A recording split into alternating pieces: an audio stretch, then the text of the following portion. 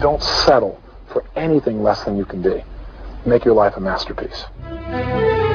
This is a series about how Sigmund Freud's ideas about the unconscious mind have been used by those in power to control the masses in an age of democracy.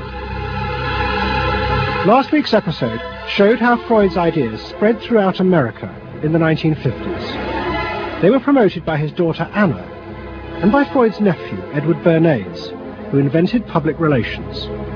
He brought Freud's theories into the heart of advertising and marketing. A man like you, with a car like this. What they both believed was that underneath all human beings was a hidden, irrational self, which needed to be controlled, both for the good of individuals and the stability of society. But the Freuds were about to be toppled from power by opponents who said they were wrong about human nature. The inner self did not need to be repressed and controlled. It should be encouraged to express itself.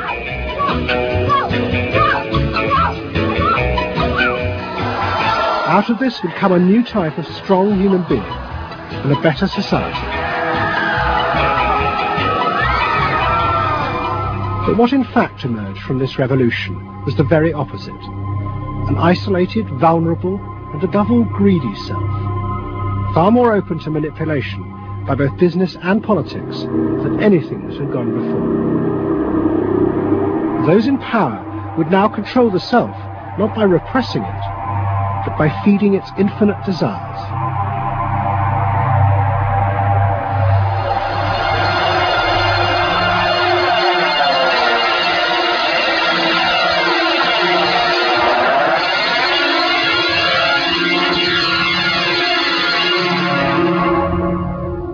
What goes on here is the liberation of feeling. In other words, feelings, not just memories, that have been suppressed. For example, screaming, crying, anger. You get a person who's really angry, and they're going to let it out. No! No! I could kill you! I'm an old man. Listen, I can't get all the strength into this that young people would get if they had those feelings. That wasn't bad. In the 1950s, a small group of renegade psychoanalysts began a new form of therapy. They worked in small rooms in New York City and encouraged their patients to express their feelings openly. I want help. I do. I want help. It was a direct attack on the ideas of the Freudian psychoanalysts, who had become rich and powerful, teaching Americans how to control their feelings.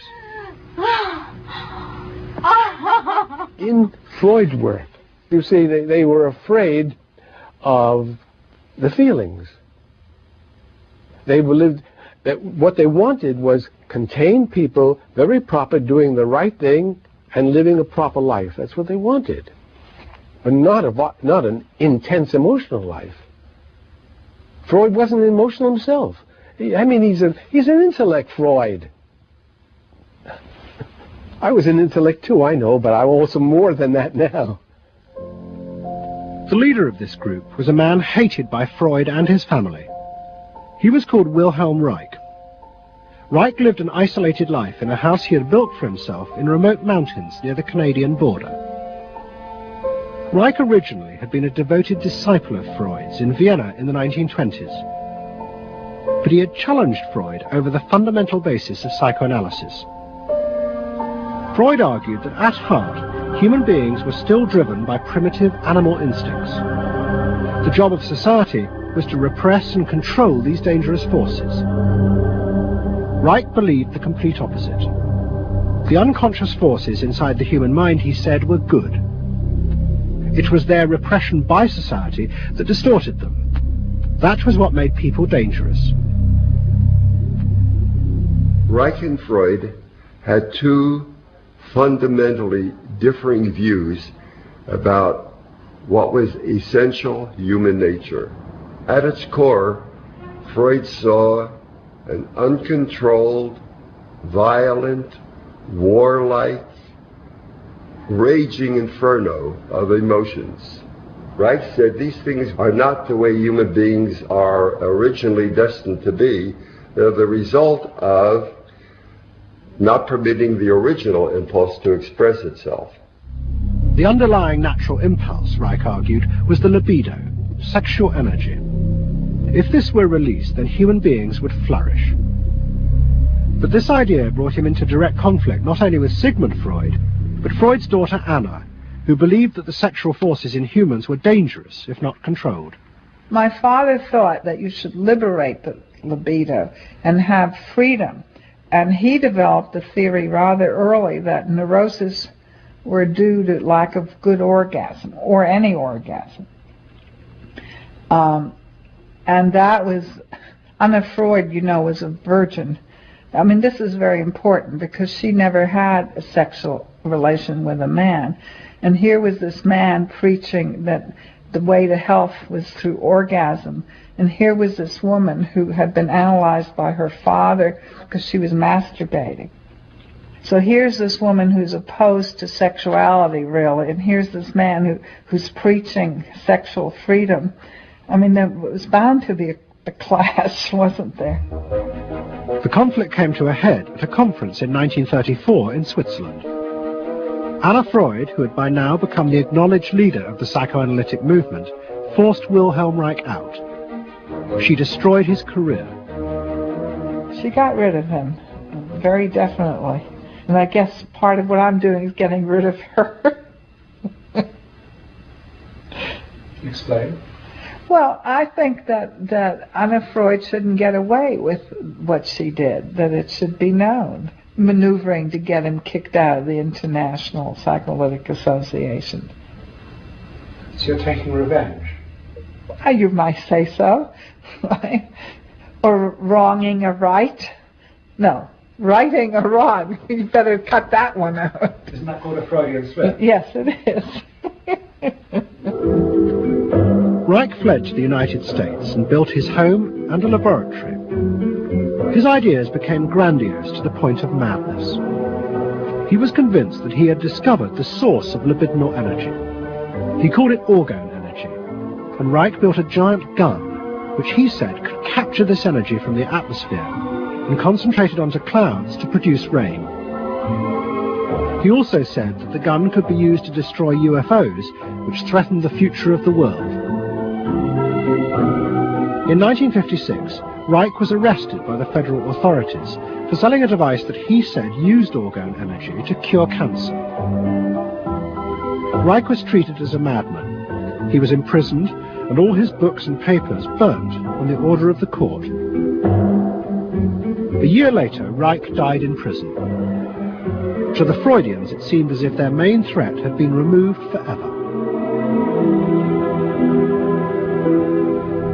But they were wrong. What the Freudians didn't realize was that their influence in American society was also about to be challenged, and in a way that would lead not only to their decline, but to the dramatic resurgence of Reich's ideas in America and throughout the capitalist world.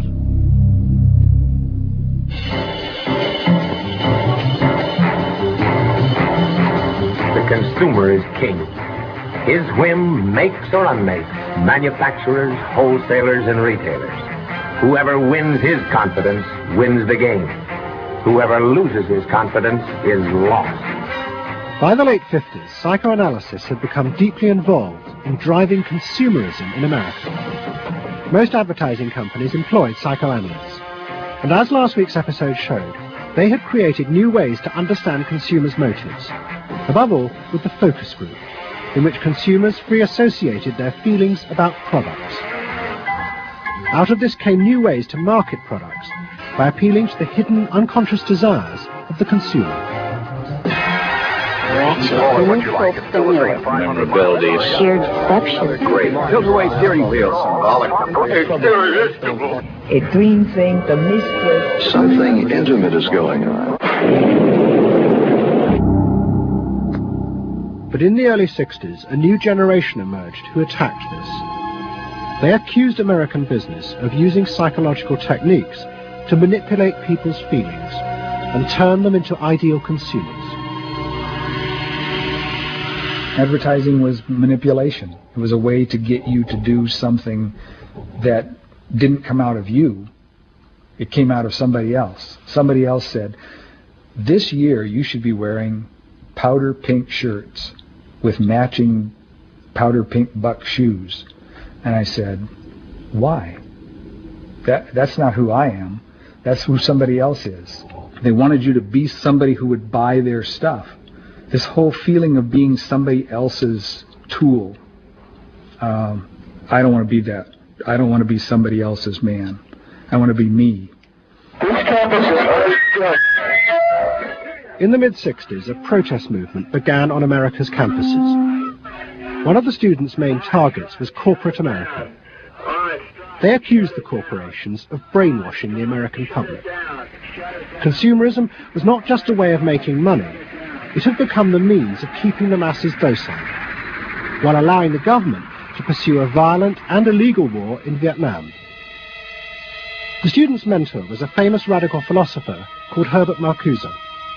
Marcuse had studied psychoanalysis and was a fierce critic of the Freudians. They had, he said, helped to create a world in which people were reduced to expressing their feelings and identities through mass-produced objects. It resulted in what he called one-dimensional man, conformist and repressed. The psychoanalysts had become the corrupt agents of those who ruled America. It was one of the most striking phenomena to see to what extent the ruling power structure could manipulate, manage and control not only the consciousness but also the subconscious and unconscious of the individuals. And this took place on a psychological basis by the controls and the manipulation of the unconscious primary drives which Freud stipulated. Think about it, dear American people out there. You hear him, huh? You're all brainwashed, kiddies. You're all brainwashed. That's why you're here. They're saying right now, kill the bum. Look, I look at you in the living room. You know, you're saying, kill me.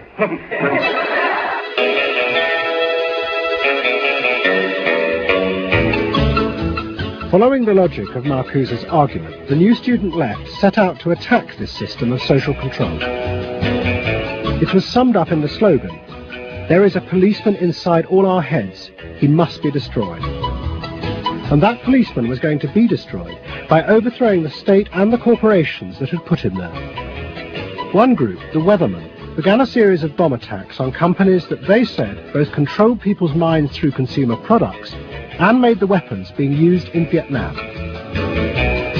There's no way to be committed to nonviolence in the middle of the most violent society that history's ever created. I'm not committed to nonviolence in any way.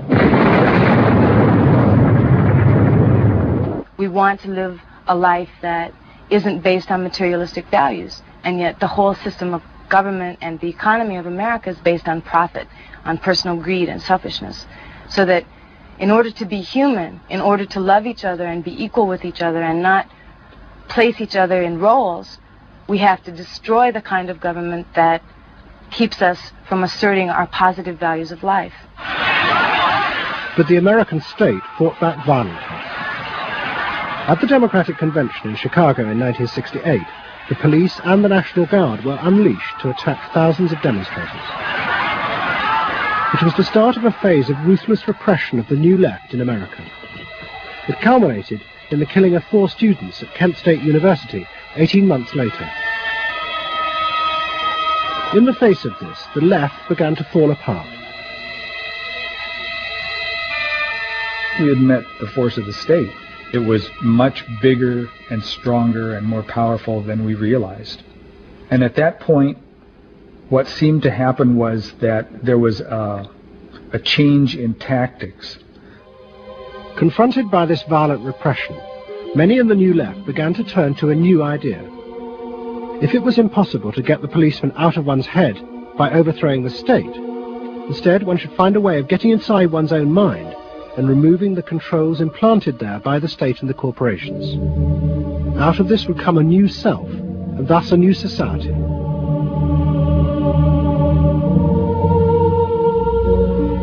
People who had been politically active were persuaded that if they could change themselves and be healthy individuals, and if a movement grew up just aimed at people changing themselves, then at some point all that positive change going on well, you could say quantity would become quality, and there would be a sort of a spontaneous transformation of society. But political activism was not required. It's about making a new you, that if enough people changed the way they were, that the society would change. So the personal became political? Yes, the personal became political. Without changing the personal, you didn't stand a chance of changing the political. Coming up against the state power of the United States was not an option. I mean, they outgunned us. And to produce the new self, they turned to the ideas and techniques of Wilhelm Reich. Since his death, a small group of psychotherapists have been developing techniques based on Reich's ideas. Their aim was to invent ways that would allow individuals to free themselves from the controls implanted in their minds by society. Their center was a tiny old motel on the remote coast of California. It was called the Esalen Institute. The dominant figure at Esalen was a psychoanalyst called Fritz Perls. Perls had been trained by Reich and had developed a form of group encounter in which he pushed individuals to publicly express the feelings inside them that society had said were dangerous and should be repressed. It's a basic fear of that thing inside me, like a little demon in there. It doesn't come out very often. It's really hard to get it out. Now put the thing inside you on that chair and talk to it. Perls used to call this getting on the hot seat in front of a group. If this were the hot seat and you were Perls, and you would guide me into this process of self-enactment, self-revelation, of staying present to all the parts of yourself and noticing it, and then taking ownership of this. As the demon? Yeah. Yes, I can come out. I can come right out of him, and I can push him aside. So you, say you. I can push you aside. Yeah. Be the demon with each one of us. I can make you all cry. I can make you all feel terrible. Maybe even forever. I can make this mouth here, do things and say things. I can almost destroy anyone, each one of you, if I get out. There isn't one of you that I would spare. Not even you. Yeah. How do you feel now? I feel better. I feel very honest. Yeah. And you notice the increase of power. In other words, taking ownership of who you are and how you act and how you feel. Your whole being in the world. In other words, giving you autonomy, owning your freedom. I'm frightening. When I have my power, I am frightening. See, I frighten you with my power. I frighten you with my power. Now, where do you feel the power? In your hands? In your muscles? Where else? Wake up! I want to do for me, God damn you! Okay. Stop it. You. It was not phony movement. That's what I wanted to do, and I did it. What Perls and others working at Esalen believed was that they were creating ways that allowed individuals to express their true inner selves. I want them to applaud for me. Out of this, they believed, would come new autonomous beings free of social conditioning. To the left, defeated in the wake of Chicago, it was an enormously attractive idea. These techniques could be used to unleash a new, powerful self, strong enough to overthrow the old order.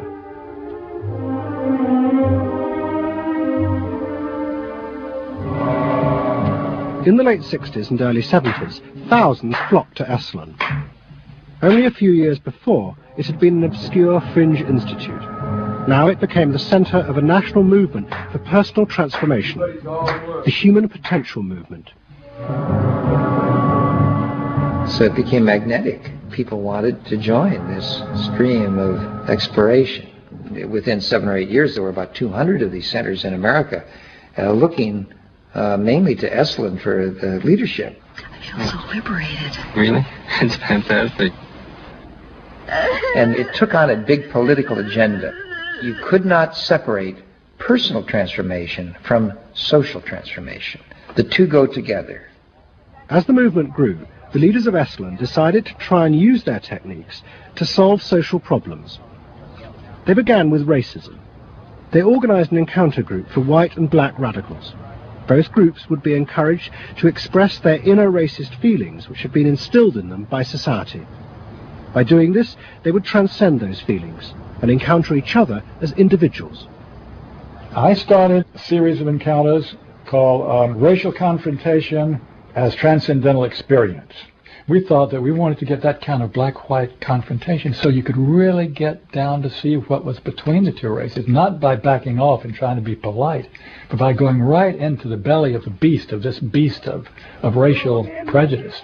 And these were extremely dramatic. These were the toughest workshops ever convened at Esalen Institute. I'm looking at you, Whitey. You got clothes on. You got shoes on. You're so sure looking at me, huh? You got the goddamn police in the neighborhood. Really? They're not my police. You got a governor. You got a mayor. Oh, really? You got the president. You got ambassadors. You can vote, too. You got debts in Vietnam. That's the benefits of slave labor. You got buildings, skyscrapers that you dominate and control economically and politically. And tell me that it's not yours. It's yours, too. Then the blacks all got together and attacked the whites. And they just let us have it. What they call it was peeping somebody. Peeping somebody means peeping into their secrets, into their phoniness, and so forth. Like the white liberal. Oh, they really got onto the white liberal, you know. So don't give me no shit about I'm free. You're a goddamn liar, you white pink son of a bitch, you. Yeah, I want to know what you came down here for. You want a black buck, huh? Yeah. You looking for a stud? Huh? Well, what did you come here for? You're sitting there with your legs all gap wide open, showing your drawers. Now, what did you come here for? The black-white encounter groups were a disaster. The black radicals saw it as an insidious attempt to destroy their power. By trying to turn them into liberated individuals, Esalen was removing the one thing that gave them power and confidence in their struggle against racism, their collective identity as blacks. For my reason. For your reason. I dig this. Your reason for being here is different from my reason. So the human potential movement turned to another social group who they believed would benefit from personal transformation. Nuns. And this time they were more successful. The Convent of the Immaculate Heart in Los Angeles was one of the largest seminaries in America. A group of radical psychotherapists approached the convent. They wanted to try out their techniques for personal liberation on individuals whose identities were defined by a series of external rules which they had deeply internalized. The convent, anxious to appear modern, agreed to the experiment. And we did weekend encounter workshops for several hundred Immaculate Heart nuns. Nuns who were reserved, and they tended to be more reserved than other normal people, were told, don't be so reserved, let it all out. You're a good person. You can afford to be who you really are. You don't need to play the role of a nun. You don't need to keep downcast eyes. And prudence is an oversold virtue. You're trying to assert yourself, trying to find out who you are, who you're becoming. At the same time, you're trying to live a life of dedication, of service, and you're trying to make all these things fit into who you are, and you're just, you know, it's such a turmoil at times that you just blow a gasket and do silly, crazy things, you know, running around the orchard and stealing oranges and taking Cokes out of the refrigerator and crazy things. I felt like I was being a hypocrite, and I wanted people to respect me for what I was, not for what I was wearing, and so I'm glad for the change. You feel frightened, but you'll go on. Oh, yeah, I'm scared to death, but it's worth it. The experiment began to transform the convent. the nuns voted to discard their habits in favor of ordinary clothes. But the psychotherapists found they had awoken other forces. Solid. One of the things we unleashed was sexual energy, the kind of thing that the church had been very good at restraining was no longer to be restrained. One sister who was a member of the community, she got the idea that she could be freer than she had been before, and she seduced one of her classmates and then seduced the mistress of novices, who was an older woman, very reserved, and her program of freeing this older woman was sexual. She drove her to the store, and when they drove back and drove into the garage, she leaned over and gave her a big kiss on the lips, and thereafter sister, who had perhaps never been kissed before, was ready for more. The effect of the experiment on the convent was cataclysmic. Within a year, 300 nuns, more than half the convent, petitioned the Vatican to be released from their vows, and 6 months later, the convent closed its doors. All that was left was a small group of nuns, but they had become radical lesbian nuns. The rest gave up the religious life. They gave up being nuns. They did, yeah, they became persons. By the late 60s, the idea of self-exploration was spreading rapidly in America. Encounter groups became the center of what was seen as a radical alternative culture based on the development of the self, free of a corrupt capitalist culture. We just want the freedom to be ourselves, and that's for love, for experience, positive way of life. We don't say that you're wrong. We just want to be free to be what we want to be, or what we find ourselves to be, as we continue to search ourselves. And it was beginning to have a serious effect on corporate America, because these new selves were not behaving as predictable consumers. The life insurance industry in particular was concerned that fewer and fewer college students were buying life insurance when they left university. They asked Daniel Yankelovich, America's leading market researcher, to investigate. He had studied psychoanalysis. The life insurance business, more than any other business at the time, was built on the Protestant ethic. You only bought life insurance if you were a person who sacrificed for the future. If you lived in the present, you had no need for life insurance. So they had some sense that maybe the sort of core values of the Protestant ethic were being challenged by some of these new values that were beginning to appear. And I was really astonished at what I found. The conventional interpretation, the dominant interpretation, was that it had to do with political radicalism. But, you know, it was clear to us that that was a mask, a cover. The core of it had to do with self-expressiveness. That this preoccupation with the self and the inner self, that was what was so important to people. The ability to be self-expressive. Wow, what a feeling! 300 miles to go. What a nice ride. Yankelovich began to track the growth and behavior of these new expressive selves. What he told the corporations was that these new beings were consumers, but they no longer wanted anything that would place them within the narrow strata of American society. Instead, what they wanted were products that would express their individuality, their difference in a conformist world, the very things that US corporations did not make. Products have always had an emotional meaning. What was new was individuality. The idea that this product expresses me, and whether it was a small European car, the particular music system, your presentation of self, your clothing. For immediate energy from our muscles and These become ways in which people can expend their money in order to say to the world who they are. But the manufacturers, they had no idea of what was going on, really, in with consumers and in the market at large. Major advertising companies set up what they called operating groups, to try and work out how to appeal to these new individuals. The head of one agency sent a memo to all staff. We must conform, he told them, to the new non-conformists. We must listen to the music of Bobby Dylan and go to the theatre more.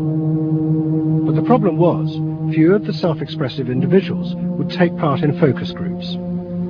The advertisers were left to their own devices. There's a new cereal that tastes so right. Makes you dance, it's a way out of sight. It's tasty little squares of malted wheat. It's crispy and it's crunchy and it tastes so neat. Faster though. That's what I'm saying. Use a folk rock with more rock than folk. And there was an even more serious problem. To make products for people who wanted to express themselves would mean creating variety. But the systems of mass production that had been developed in America were only profitable if they made large numbers of the same objects. This had fitted perfectly with the limited range of desires of a conformist society.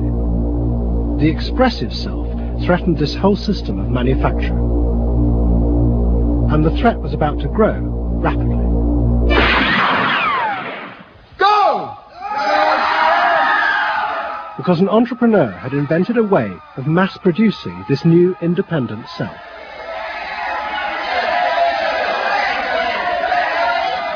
He was called Werner Erhard. Some of the stuff that we traditionally think of as being in your mind is actually in the world, because you're moving to that too. Erhard had invented a system called EST, Erhard Seminar Training. Hundreds of people came for weekend sessions to be taught how to be themselves. And EST was soon copied by other groups, like Exegesis in Britain. Many of Erhard's techniques came from the human potential movement, but he criticized the movement for not having gone far enough. Their idea that there was a central core inside all human beings was, he said, just another limitation on human freedom. In reality, there was no fixed self, which meant that you could be anything that you wanted to be. The thesis of the human potential movement was that there was something really good down in there.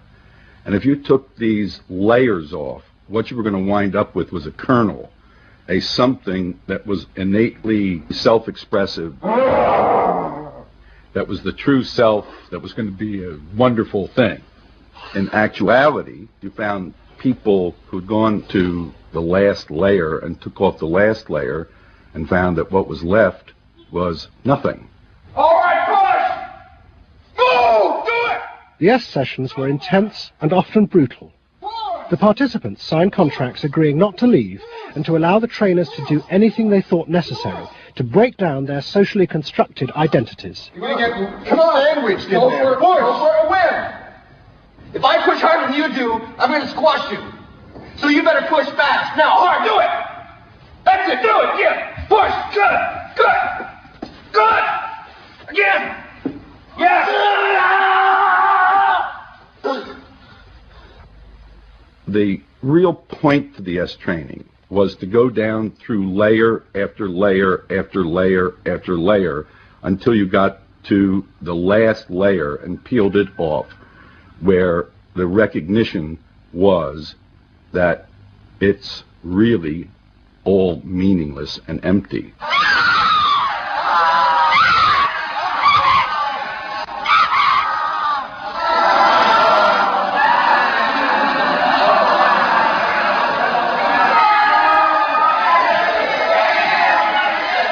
Now, that's existentialism's endpoint. EST went a step further in that people began to recognize that it was not only meaningless and empty, but it was empty and meaningless that it was empty and meaningless. And in that there's an enormous freedom. All the constrictions, all of the rules you've placed on yourself are gone. And what you're left with is nothing. And nothing is an extraordinarily powerful place to stand, because it is only from nothing that you can create. And from this nothing, people were able to invent a life, and allowing them to create themselves. Invent themselves. Invent themselves. You can be what you want to be. I want you to start to make that sound, and on that sound, create in people the world the way you want to create it.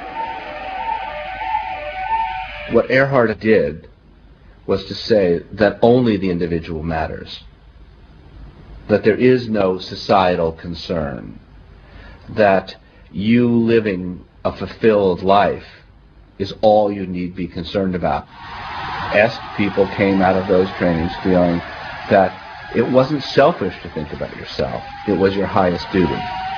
So kiss me and smile for me, tell me that you'll wait for me, hold me like you never let me go. The training is 2 weekends, and it was quite an incredible experience in my life. I'll forever be grateful for the experience. I got a great deal out of it. We really want to know who we are. There are things going on. We learn more and more about ourselves all the time, and to really find out what it is that makes us tick and how we are discovering ourselves.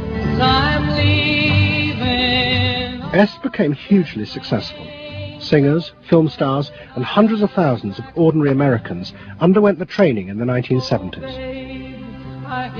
But in the process, the political idea that had begun the movement for personal transformation began to disappear. The original vision had been that through discovering and expressing the self, a new culture would be born, one that would challenge the power of the state. We will not let them separate our culture from our politics. We are a people. We are all together. But what was now emerging was the idea that people could be happy simply within themselves, and that changing society was irrelevant. One of the proponents of this was Jerry Rubin. In 1968, Rubin, as leader of the Yippies, had led the march on Chicago, but now he had undergone Est training. I was willing to die, and I had a martyr complex in a sense. I think we all did. And I've given up that ideal of sacrifice. And I'm not as overwhelmingly moved by injustice as I was. And now we reincarnated ourselves from within. Basically, the politics were lost and totally replaced by this lifestyle. And then the desire to become deeper and deeper into the self. By now, a grandiose sense of the self. And my a good friend and one of the original Yippie founders, Jerry Rubin, definitely moved in that direction. And I think he was beginning to buy into the notion that he could be happy and fully self-developed on his own. Socialism in one person. Yes. Was he alone in that trajectory? Although that, of course, is capitalism. That's the whole joke. I think it's funny. I think it's funny because people spend so much of their life being bedeviled by their past and being locked into their past and being limited by their past. And there's an enormous freedom from that. Letting people create themselves. Est was only the most vivid and intense expression of an idea that was spreading rapidly through all strata of American society. Books and television programs promoted the idea that one's first duty was to be oneself. And those monitoring this shift were astonished at the speed with which the idea was spreading. In 1970, it was a small percentage of the total population, maybe 3 to 5%. By 1980, it had spread to the vast majority of the public, up to 80%.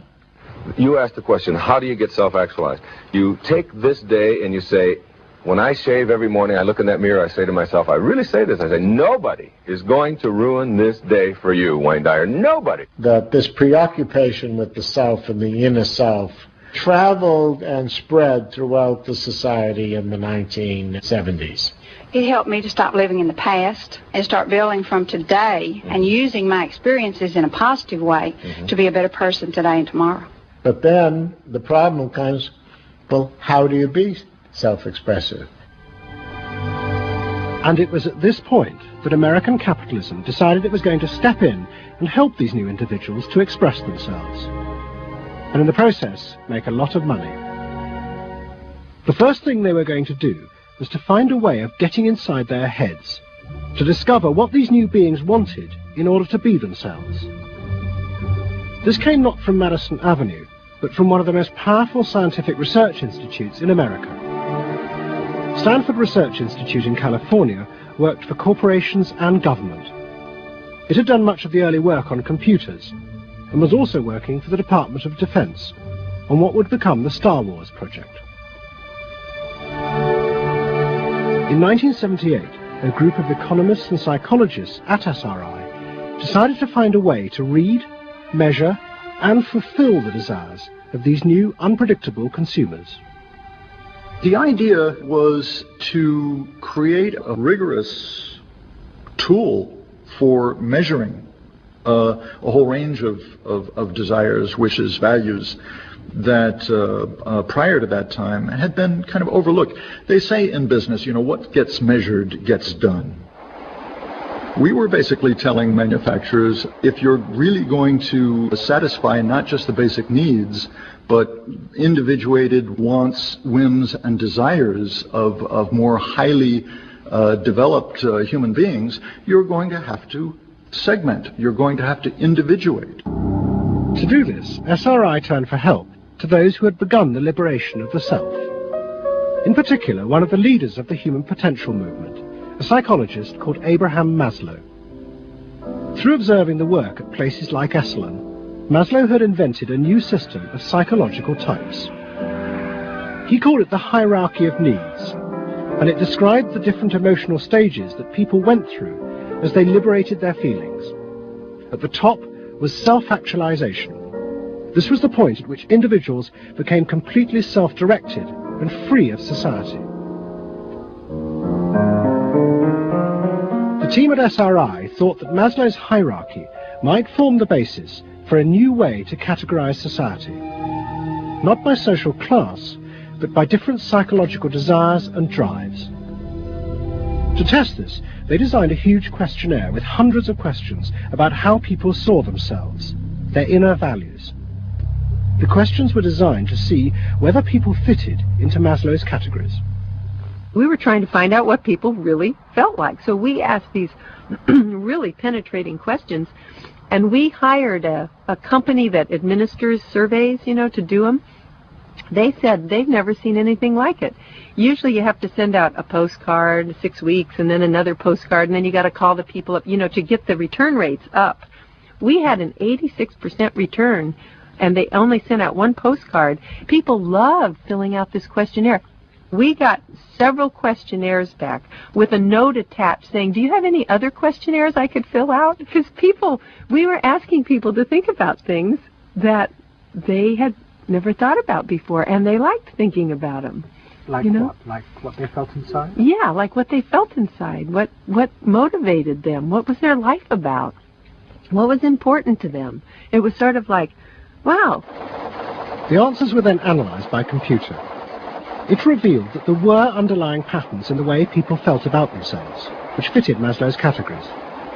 And at the top of the hierarchy were a large and growing group which cut across all social classes. The SRI team called them the inner directives. These were people who felt they were not defined by their place in society, but by the choices they made themselves. But what SRI discovered was that these people could be defined by the different patterns of behavior through which they chose to express themselves. Self-expression was not infinite. It fell into identifiable types. And the SRI team invented a new term for it, lifestyles. They had managed to categorize the new individualism. They called their system Values and Lifestyles, VALS for short. At the forefront of this change are three new VALS groups we call inner directive. These are people for whom personal satisfaction is more important than status or money. They tend to be self-expressive, complex, and individualistic.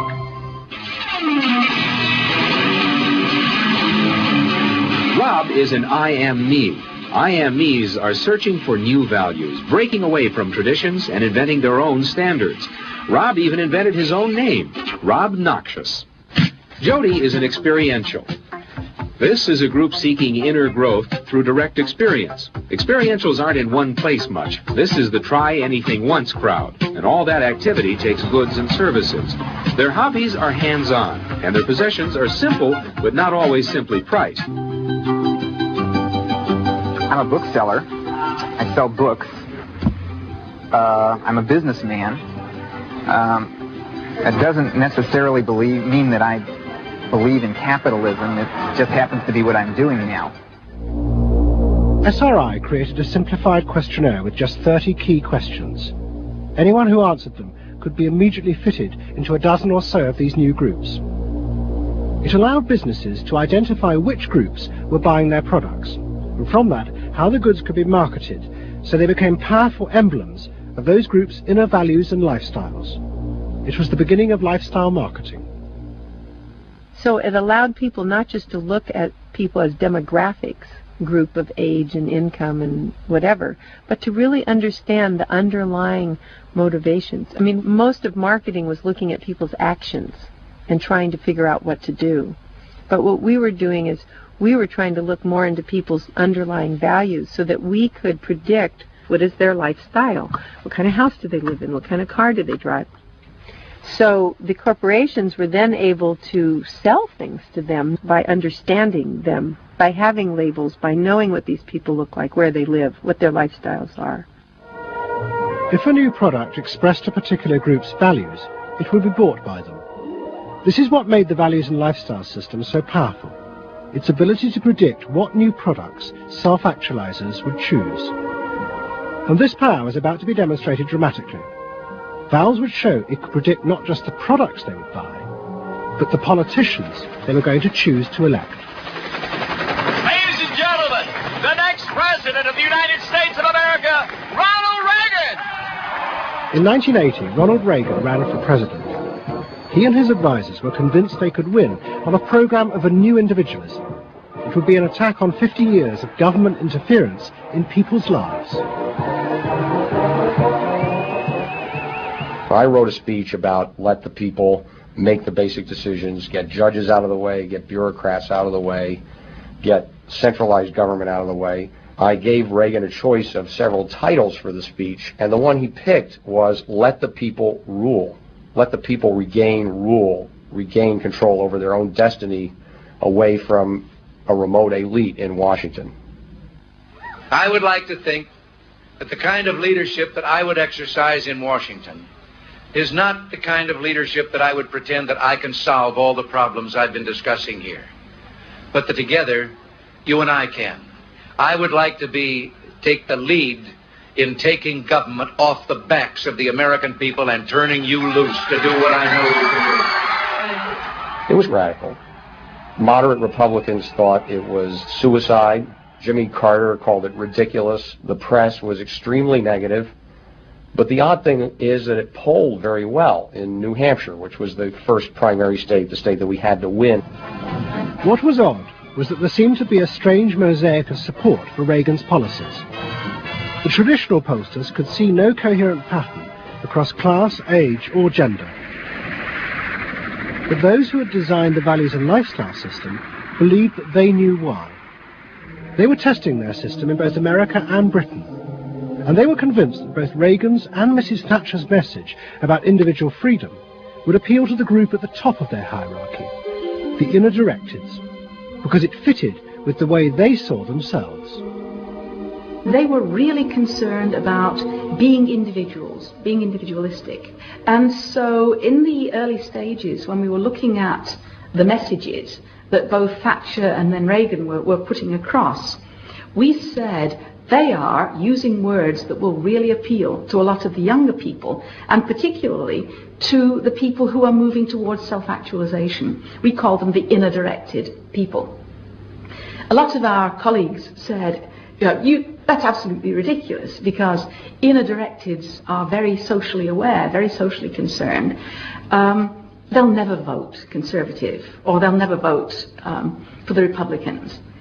But we said, if Thatcher and Reagan continue to appeal to them in this way, they really will. And I vision leadership in taking government off your backs and turning you loose to do what you can do so well. Thank you very much. The idea that the new self-actualizing individuals would choose a politician from the right, not the left, seemed extraordinary. But to test their prediction, the Values and Lifestyles team did a survey of voting intentions, and they correlated it with their new psychological categories. When we said in our surveys, who are you going to vote for, sure enough, it was the inner directives who said that they would vote for Thatcher and for Reagan. And they made the difference in those elections because of their voting for Thatcher and Reagan. And it really surprised our colleagues, even within my own organisation. It really showed the power of this approach, because it's very difficult to identify inner directives on the street. These people who voted for Thatcher and Reagan, these inner directives, came from any walk of life. It's really hardly correlated with social class at all. I mean, if you just go along and look at age, sex, social class, you would never pick them up. But if you really go along with a questionnaire that gets at their values, then you can identify them very easily. And that was new? And that was completely new, yeah. At the beginning of 1981, Ronald Reagan was inaugurated as president. But he took charge of a country that was facing economic disaster. The terrible inflation of the 1970s had destroyed much of America's traditional heavy industries, and millions were unemployed. But true to his campaign promises, Reagan told the country he would not step in to help, as all previous governments had since the war. These United States are confronted with an economic affliction of great proportions. We suffer from the longest and one of the worst sustained inflations in our national history. Idle industries have cast workers into unemployment, human misery, and personal indignity. In this present crisis, government is not the solution to our problem. Government is the problem. But America's ailing economy was about to be rescued, not by government, but by the new groups that the market researchers had identified, the self-actualizing individuals. They were about to become the motor for what would be called the new economy. You can be what you want to be. So regarding V8, what do you really want? A tasty product that's good for me. What do you want that for? One technique is that we ask people the same question over and over and over again, and we say, what do you want? What do you really want? What do you want that for? And they start to talk about it, and they kind of get intimate with what's going on.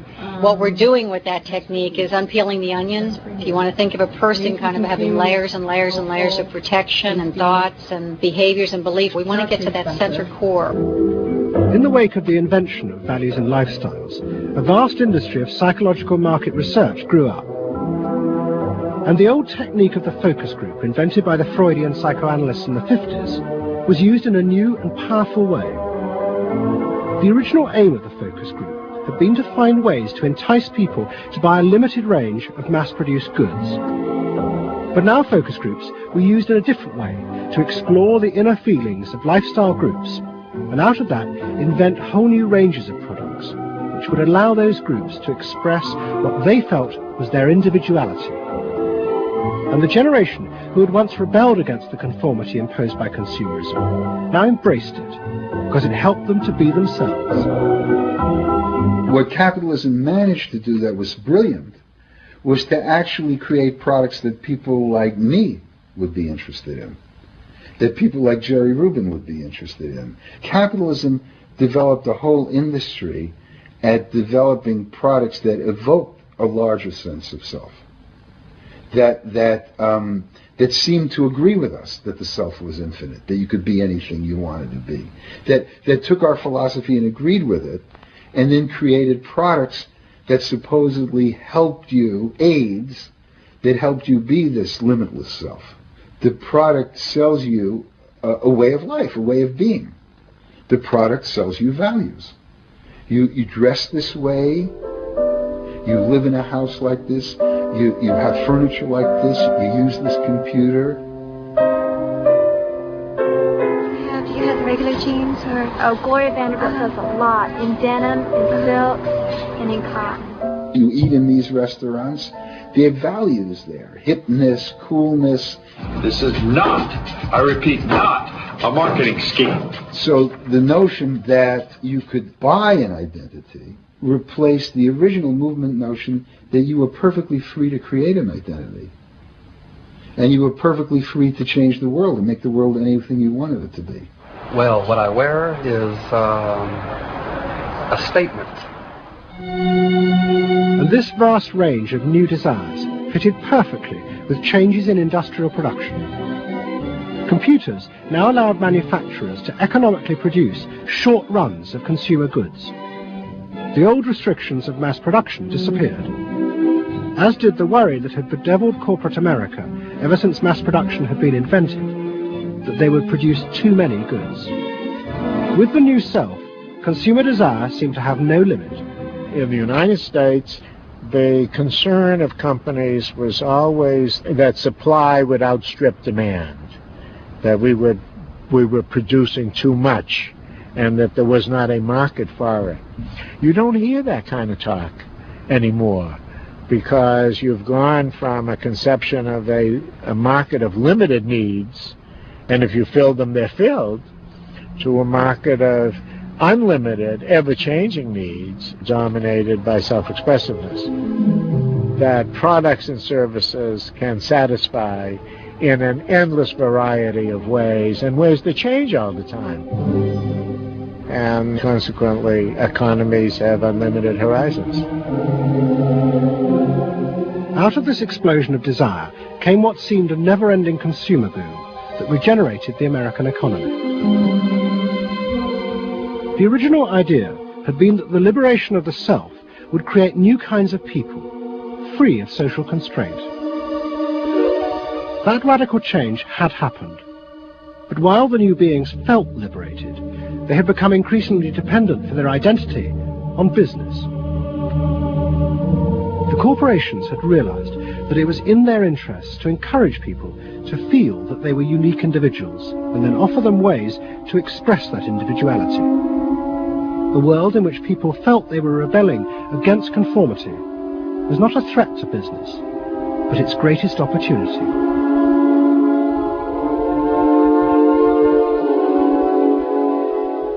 It was, in a sense, the triumph of the self. It was the triumph of a certain self-indulgence, a view that everything in the world and all moral judgment was appropriately viewed through the lens of personal satisfaction. Indeed, the ultimate ending point of that logic is that there is no society. There is only a bunch of individual people making individual choices to promote their own individual well-being.